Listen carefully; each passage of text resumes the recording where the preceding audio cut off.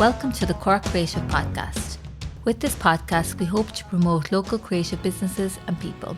I am your host, Geraldine Hennessy from Flux Learning, and today I am joined by craft shop owner Cecilia Scholte Lubberink in Brookpark Business Centre in Dunmanway. With no TV in her childhood home, writing poetry was her first creative calling, which she then illustrated, and so began her creative voyage. A graduate of Crawford College of Art and Design, her own work can be seen in the West Cork Animal Welfare Group's Christmas cards and charcoal sketches of the architecture of Skibbereen for the Heritage Centre. Dunmanway Arts Weekend gave Cecilia the opportunity to mix with local artists and planted the seed for having a creative space for local artists to display and showcase their work. The success of a pop-up shop gave her the confidence that a more permanent retail space could succeed, and boosted by the support of her community and partner, the Chéile Arts became a reality. In this episode, we discuss the inspiration behind the Chéile and her ethos about keeping it local. Cecilia chats about the importance of setting up shop in Dunmanway and the need to get people to stop and shop in the town she loves so much. We also discuss the challenges she faces as a shop owner and the importance of a good work-life balance. So you're very welcome to the Cork Creative Podcast, Cecilia. Thank you for having me, Geraldine. It's lovely to be here. So can you tell us a bit about your craft shop and the inspiration behind starting it? Okay, the craft shop began in October 2022 after discussions with other local artists in Dunmanway. It began, I believe, during the Dunmanway Arts Weekend in August 2022, when I met a lot of local artists in Dunmanway and crafters and makers. We discussed it between us. There was nowhere locally to show our work. There was the Arts Weekend and Culture Night, but there's no outlets, there's no creative resources for us in Dunmanway. So the idea began to brew from that. And after the Arts Weekend, a couple of people sent me links to the Creative Startup Grant Scheme. And after reading that, it just seemed to click and fit very perfectly with the situation in Dunmanway, and I began to mull it over a lot. And then during Culture Night in September, I used that opportunity to network and meet other artists. We held a craft fair in the town in St. Patrick's Hall. And after speaking to those artists, I had, I think, about 12 artists who were on board who wanted to get behind the idea of running a pop-up shop. So after that, I put all of my efforts into applying for the Creative Startup Grant, because without that grant, it wouldn't have happened at all. So I worked for a month on applying for that grant. Gosh. There was a lot of effort put into it. I wanted it to succeed. I was very excited by the prospect of having a pop-up shop to show my own work and to show the other artists' work. It was very exciting. And that was in October. Start of October 2022, I put in my application, and then there was a very long period of waiting and wondering of how to make it happen, whether I'd be awarded the grant.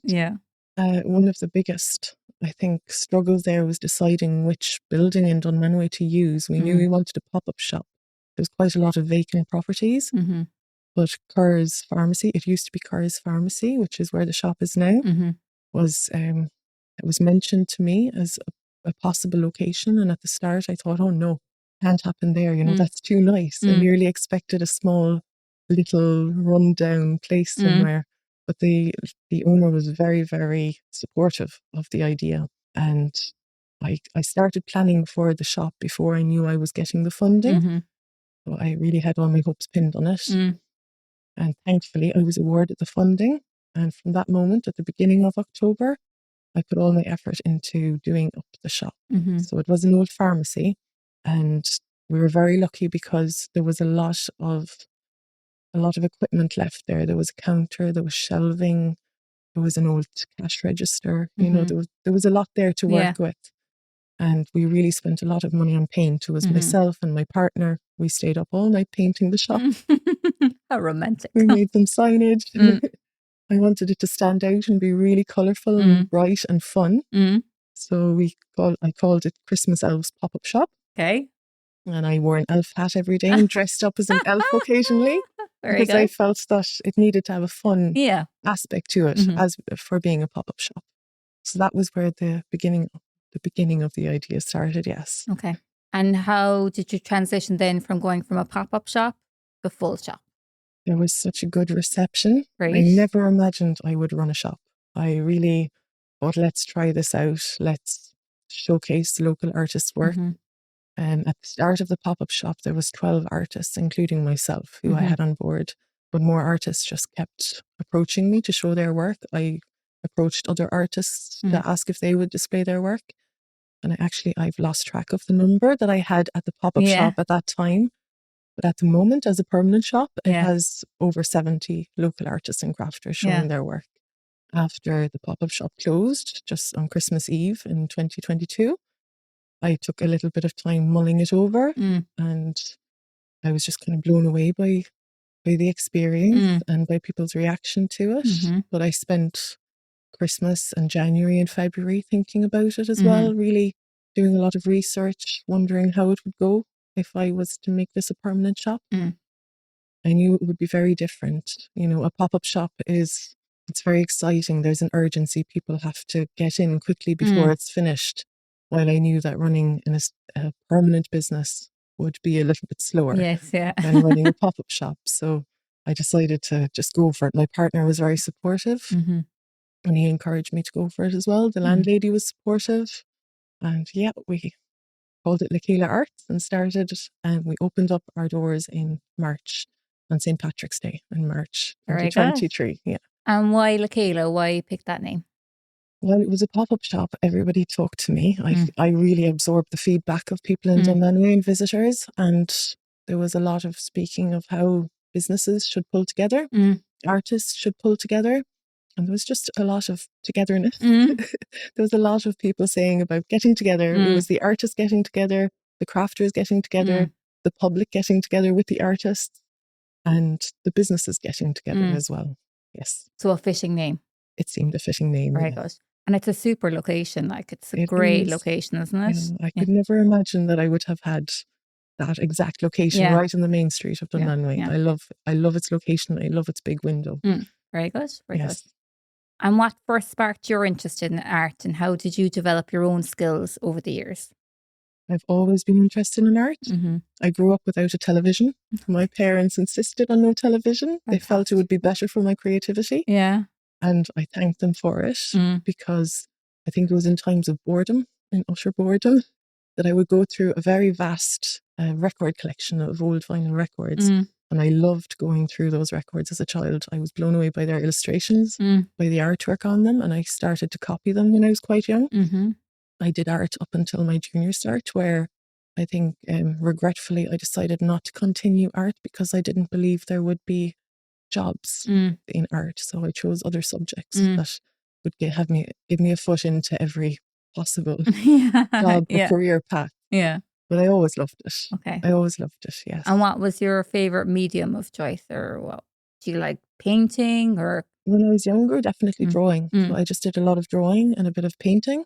And I went through my leaving cert. I didn't do art, but I kept writing. So I've always loved writing as well. And I wrote poetry and short stories.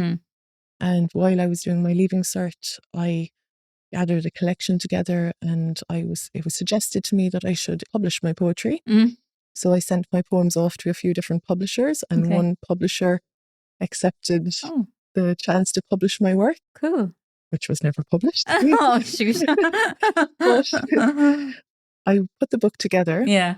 And then that publisher approached me and said, will we get an artist to illustrate your poetry? And I said, absolutely not. I'll do that myself. And as I started illustrating it, I felt I could do better. So then I went to art college. I joined Crawford in Cork. And there I definitely developed my skills a lot more. And I discovered ceramics, which I now love as well. Okay. And were there any pivotal moments or challenges in your journey to opening your own shop? There was a lot of important moments and pivotal moments. I never imagined I'd do it. I think that sadly I lost my parents a few years before.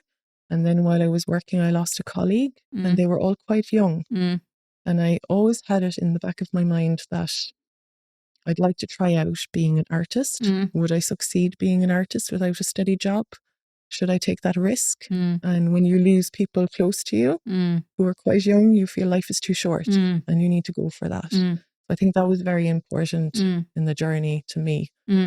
Starting a shop. At first, it encouraged me to leave a secure job and to try to be an artist on my own and develop a body of work, which I was doing as I started opening the shop. Yes. And that then led me to meet other artists locally. Okay. You got inspired then completely. Absolutely. Okay. Yes. And you have a very strong focus on selling Irish, original and handcrafted items. And you have been mentioned previously by other guests like Orla and Armand from Farraga as being instrumental in helping artists get their products out there. Is this ethos important to you, and do you find this limiting in any way? It's definitely not limiting. Okay. There are so many talented artists and crafters around West Cork in Cork County, which is the ethos of my shop is only show Cork County artists. Okay. There have been a few times where artists from Kerry or from Waterford or Dublin have approached me and their work is beautiful. And I do a little battle with myself because they are incredible artists. But my shop is full and everything is local. And I love to sell pieces to customers and say, this has been made in Clonakilty. Yeah. This has been made in Dunmanway or Macroom or Ballineen. And Orland or Armand are amazing. I love their art. I love meeting people who I've grown up close to, people who are close to me, and just to see their process, discover what they're doing in their free time. I would have met Orla while she worked before she started out in her seaweed business, but I didn't know her. Okay. I didn't know what she did, Yeah, you know. yeah. And it's lovely. There's a great community feeling within the shop of meeting people locally and close to you and discovering what they do. I suppose you form very close relationships and you help each other and support each other in a way that possibly wouldn't be as possible if the artists were from further afield. And yeah. Absolutely. Yeah. Okay. I would get a lot of commissions through the shop. So customers come to me and they might like a print that is there by Orla and Armand of Farraga, but they want it a little bit different. So it's really easy for me to contact those artists and those crafters and ask for a commission piece or a special piece.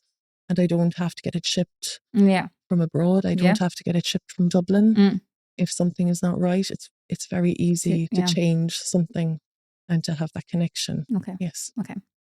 And as well as the craft shop, you have a workshop area. Can you tell us a little more about that? The workshop area is brilliant. I love it. I'm very lucky because as well as the shop, I'm renting the entire building. And not a lot of people have that. I don't think I could have built the business as I have in any other location because I have this beautiful space above the shop. I can fit 8 people, which keeps the classes and workshops small, which is very important. And we have had a lot of workshops. We've had needle felting, seaweed pressing workshops, painting, drawing. There's been a lot of workshops. Yes, and then I also do art classes. I do children's weekly art classes, and I also run art camps in the workshop space.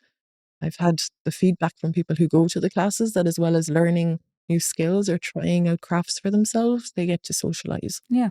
It's a very social experience, I believe. It's a great thing for the community of Dunmanway as well, isn't it? Like to have that space available, that they can do things that probably wouldn't be available otherwise. Yes, absolutely. And it was told to me in the pop-up shop time that there wasn't any resources for learning art in Dunmanway, or if there were, the Dunmanway Library is fantastic. They do a lot. And the Dunmanway Family Resource Centre is very good as well, but it wasn't really enough. We needed a little bit more. Yeah. And this allows artists to come into the shop and share what they do, how they make it, with anyone who's interested. And that probably increases the interest in the individual artists and the understanding for the work behind these crafts, that yes, it might be a little bit priced more expensive than something you get in other say high street shop, but there's a reason behind it, and that they can fully understand the work and effort and craft that goes into it. There's so many hours put into every piece inside the shop. I think people need to understand that in art, because you're buying an original piece and possibly the artist has spent weeks on that piece. They have bought the canvas, they have bought the paint, they have framed it through art classes, through painting classes, for instance. A lot of people have reported at the cost of art materials, how expensive it is to buy a tube of paint. And they haven't realised that, you know. And being born and bred in Dunmanway, Was it important to you that you set up shop in the heart of town? And do you feel enough has been done to promote Dunmanway compared to the other main towns in West Cork, like Clonakilty and Skibbereen? It was very important to me to open up in Dunmanway for family reasons as well. I didn't want to commute. It makes looking after my family easier. But the main reason was that there was nothing available in Dunmanway. There wasn't a place to show it. I feel Clonakilty and Skibbereen and other towns already have these outlets. Dunmanway didn't. It wouldn't be the same if I opened anywhere else. Yeah. I think Dunmanway needs support. It's a beautiful town. You can look back on YouTube to videos of Dunmanway in the 1960s and it was bustling. Yeah. It was always the centre of Dunmanway. It was the heart of Dunmanway. And there's a lot going on here that people don't realise. Yeah. I feel there is a particular attitude towards Dunmanway in people in neighbouring towns. They don't see the value within it. But I think lately that's changing. Yeah. We've had Feel the Force Festival. We've had my shop. We've had a lot of businesses opening here and people are growing to value it. Brook Park Business Centre is very good. People are working here. Yes, Dunmanway needs support.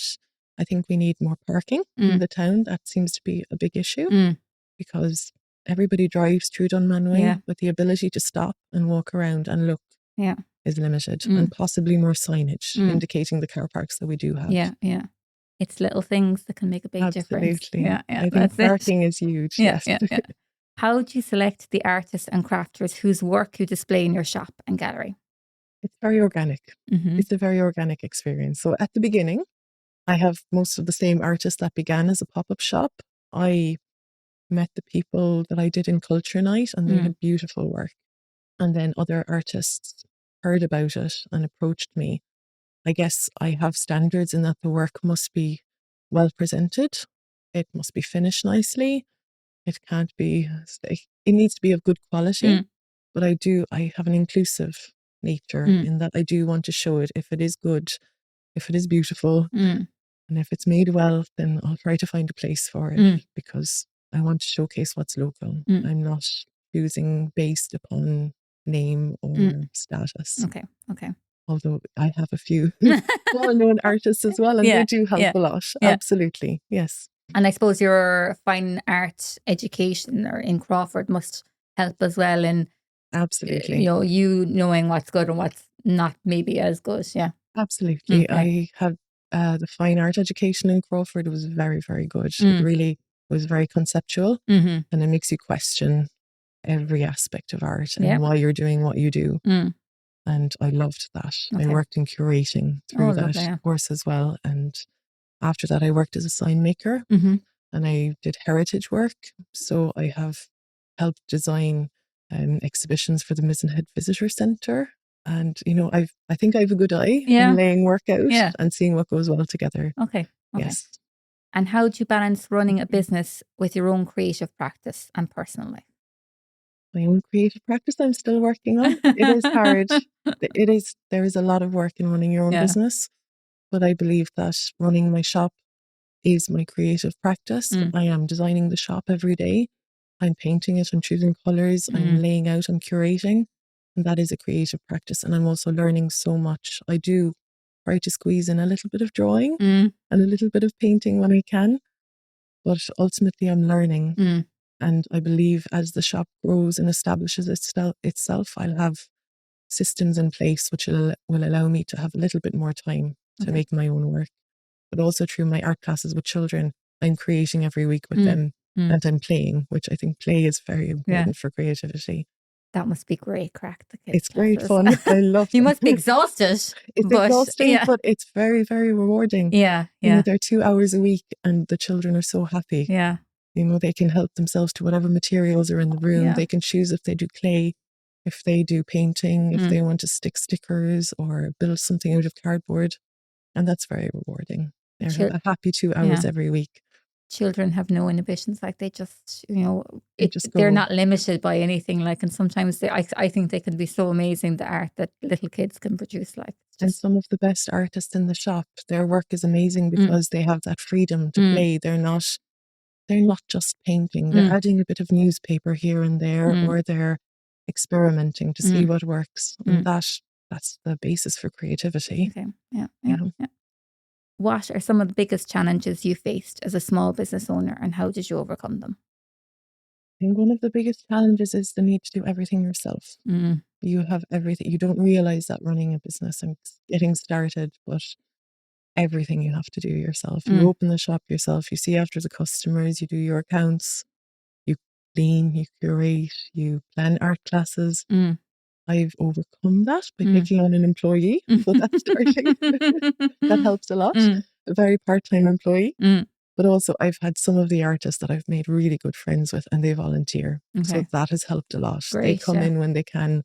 They might help me do some painting if I need it. Oh, super. And they just help out when they can. And I cling on to every inch of help I can get.